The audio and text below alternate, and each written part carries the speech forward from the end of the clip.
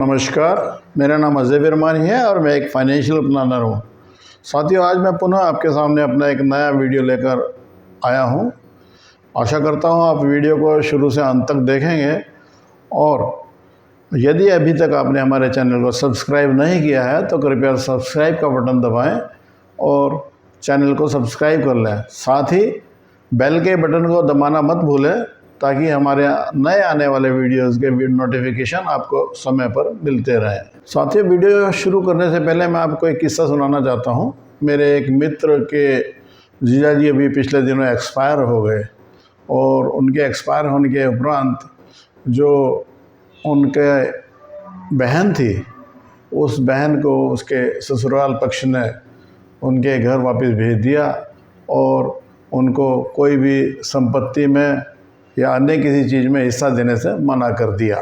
उनकी बहन ने अपने भाई को बताया, जो मेरे दोस्त थे, कि मेरे पति के नाम यानी कि आपके जीजा जी के नाम कोई पॉलिसी भी चल रही थी।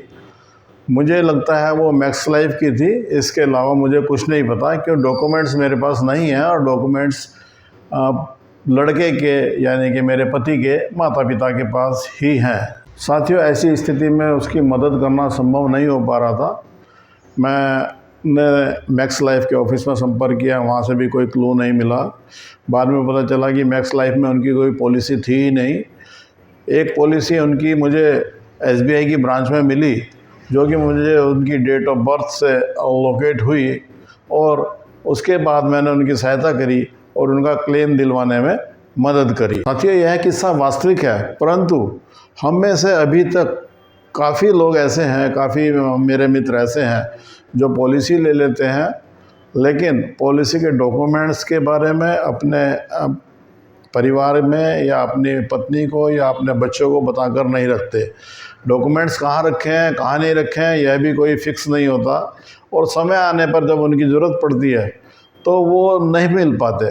तो इसी बात को लेकर आज मैं अपना नया वीडियो लेकर आया हूँ कि कैसे हमें अपने डॉक्यूमेंट्स को सुरक्षित रखना है ताकि वक्त ज़रूरत पर वह काम आ सकें। साथियों, जैसे ही आप कोई पॉलिसी कराते हैं और पॉलिसी कराने के बाद लगभग 10 दिन 15 दिन बाद आपके पास पॉलिसी बॉन्ड घर पर आता है, तो अधिकांश लोग उस पॉलिसी बॉन्ड को खोलते भी नहीं और उस पॉलिसी बॉन्ड को एज इट इज़ कहीं रख देते हैं।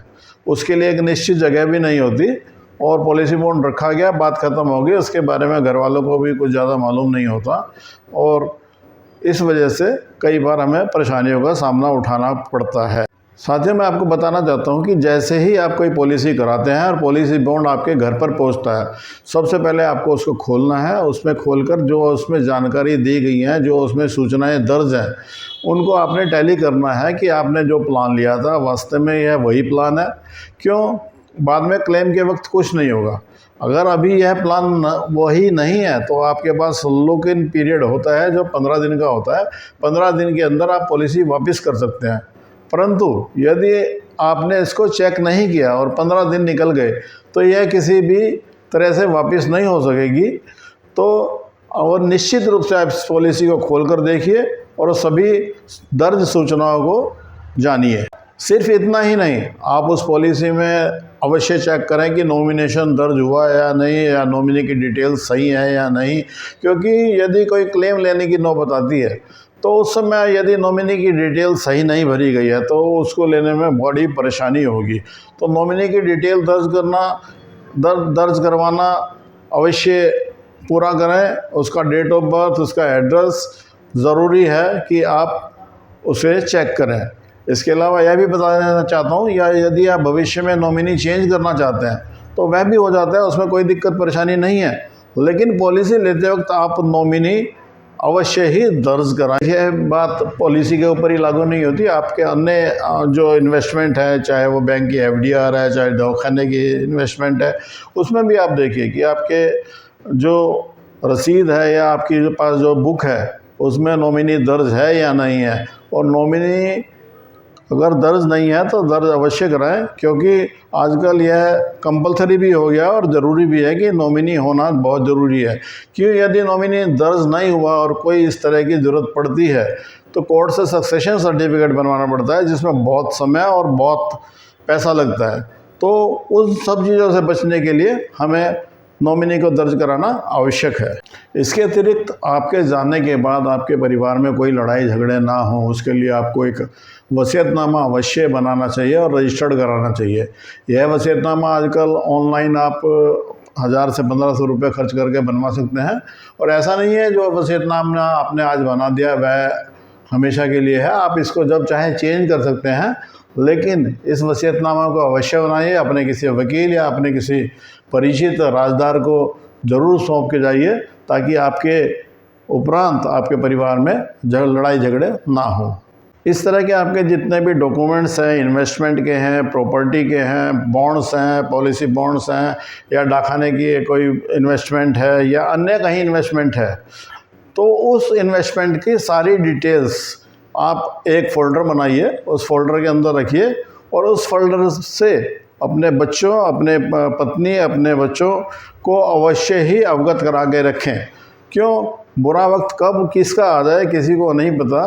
तो ऐसा ना हो कि आपने सब चीज़ करा भी रखी है और समय पर उसका आपके बच्चों को या आपके परिवार को फ़ायदा नहीं हो रहा है, तो उस बात का कोई औचित्य नहीं है। अतः आप अपने सभी इन चीज़ों को एक फ़ोल्डर में रखें। फ़ोल्डर आप बाज़ार से ले सकते हैं। यदि कोई साथी हमारी कोई हेल्प चाहता है तो हम उसकी भी हेल्प कर सकते हैं फ़ोल्डर बनवाने में।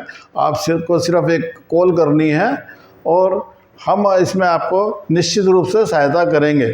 यदि आपको अन्य भी कोई सहायता की ज़रूरत हो तो आप मेरे नीचे दिए गए नंबर पर मुझे कॉल कर सकते हैं, मुझसे बात कर सकते हैं या कोई मैसेज भेज सकते हैं।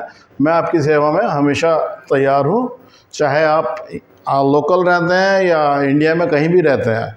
आजकल फ़ोन के माध्यम से, जूम के माध्यम से सभी चीज़ें संभव हैं। अतः मेरी जो भी सहायता हो मैं उसके लिए हमेशा तत्पर हूँ। धन्यवाद। कृपया ध्यान रखें।